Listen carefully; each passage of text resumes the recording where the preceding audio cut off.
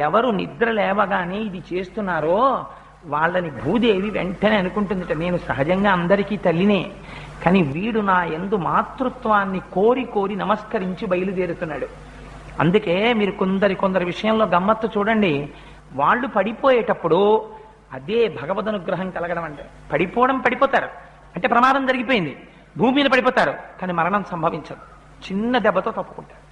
ఎక్కడంటే భూమి యందు మాతృత్వం ప్రచోదనమై రక్షణ జరుగుతుంది, భూమి నుంచి వచ్చింది జీర్ణం అవుతుంది, అన్నీ సక్రమంగా జరుగుతాయి. అందుకని ఆవిడలో అమ్మని చూసి కాలు కింద పెట్టేటప్పుడు, అమ్మ తప్పక నీ మీద కాలు పెడుతున్నాను, ఒక పసిబిడ్డడు అమ్మ గుండెల మీద కాలు పెట్టి తంటే అమ్మ క్షమించినట్టు నాకు తప్పక కాలు పెడుతున్నాను కాబట్టి అమ్మా నన్ను క్షమించు అని మనస్ఫూర్తిగా ఒక నమస్కారం చేసి మీ కాలు పెట్టారనుకోండి, కుడికాలు పొంగిపోతుంది భూదేవి, మిమ్మల్ని మీ కుటుంబాన్ని రక్షిస్తుంది.